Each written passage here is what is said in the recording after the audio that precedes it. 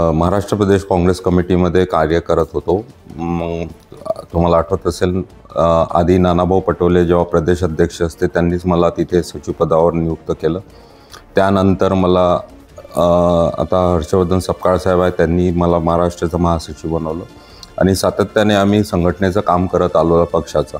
त्याच्या पहिले जिल्हा काँग्रेस कमिटीमध्ये मला संधी मिळाली तेव्हाही काम केलं, पण ज्या पद्धतीने हळूहळू काम करत असताना मला जे भासवलं किंवा जे घडत गेलं माझ्यासोबत, त्यांनी नुसतं डावलण्याचा प्रयत्न केला। बरेचदा आम्ही जेव्हा इथे मौद्याला आम्ही इथे ग्रामपंचायत लढवल्या, नगरपंचायती पण आम्ही त्यावेळेस पहिली नगरपंचायत आम्ही निवडून आणली।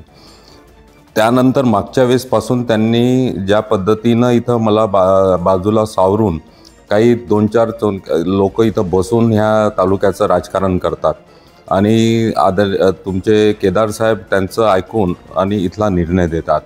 मी त्यांना माझ्या तिकिटीची मागणी केली होती का बा मी मौद्याच्या नगरपंचायतला मी यावेळेस उभं राहते। इथली परिस्थिती पाहून त्यांना म्हटलं का आपण ही सीट काढू शकतो, कारण मला मागचा ग्रामपंचायतपासून नगरपंचायतचा अनुभव आहे।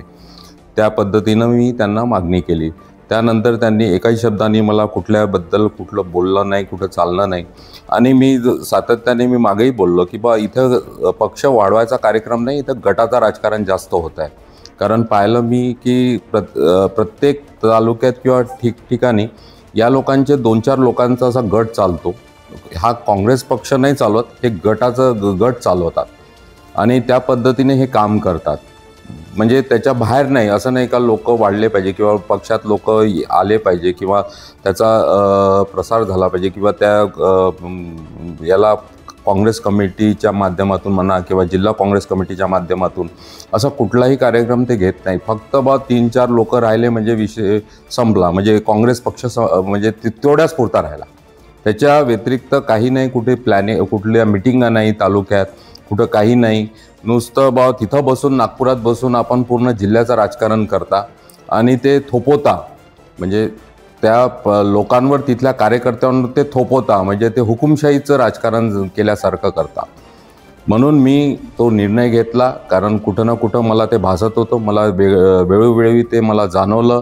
मला त्या अपमानास्पद बरेचदा केलं, कारण मी काम करत असताना तुम्हाला आठवत असेल का आम्ही इथे सगळ्यांना घेऊन काम करत होतो। पहिली ग्रामपंचायत इथे आम्ही बसवली, आम्ही सगळ्यांना विश्वासात घेऊन गेलं। पहिली जेव्हा नगरपंचायत झाली तेव्हाही आम्ही इथले लोकांनीच ती लढून जिंकून आणली। तेव्हाही बावनकुळे साहेब इथले आमदार होते, मंत्री होते, पण तरी आम्ही ती निवडून आणली, काँग्रेसच्या वाटेला आणली। पण मागच्या वेळेसपासून मागही अशीच गडबाजी केली त्यांनी आणि काँग्रेस हारली। यावेळेसही त्यांना इथली परिस्थिती सांगितली, खासदार बर्वेजींना सांगितली, केदार साहेबांना, पण त्यांच्याकडे त्यांनी दुर्लक्ष केलं।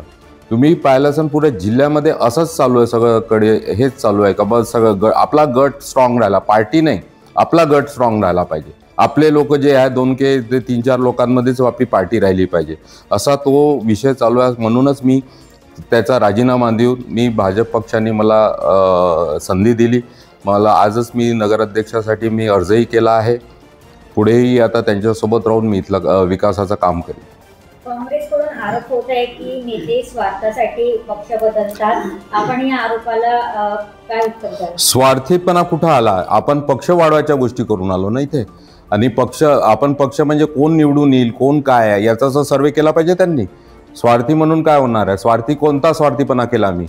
म्हणजे याच्या आधी आम्ही निवडून आणले ना लोक, याच्या आधी आम्ही ग्रामपंचायतपासून नगरपंचायती निवडून आला, त्याच्यात स्वार्थी पुन्हा आहे? आम्ही सगळंच केलं, आम्ही लोकसभेला त्यांच्यासोबत होतो, विधानसभेला त्यांच्यासोबत होतो, पण इथली खरी परिस्थिती न जाणून घेता तुम्ही एकतर्फी निर्णय देता, त्याच्यात कुठला स्वार्थीपणा आला? आम्ही तर काँग्रेस इथं बसली पाहिजे या उद्देशाने आम्ही तो निर्णय घेतला ना, पण त्यांच्याकडे त्याचं दुर्लक्ष नाही। म्हणजे तुमचा समोरचा कॅन्डिडेट तुम्ही जो काही निवडून दिला तो हारला का जितला त्याचं काही घेणं देणं नाही का? त्याला स्वार्थी याच्यात मला कुठं स्वार्थीपणा दिसून नाही आला। माझी मोठ्या नेत्यांशी झाली होती, त्यांनी सरळ सांगितलं, पण नागपूर जिल्ह्यातल्या नाही।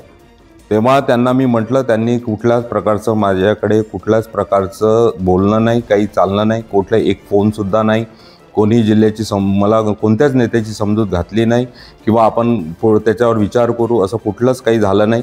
त्यांचं सगळं गृहीत धरलं होतं आणि सगळंच त्यांनी ठरवून घेतलं होतं का आपल्याला याला बाजूला करूनच आम्ही जो म्हणू तो कॅन्डिडेट देऊ.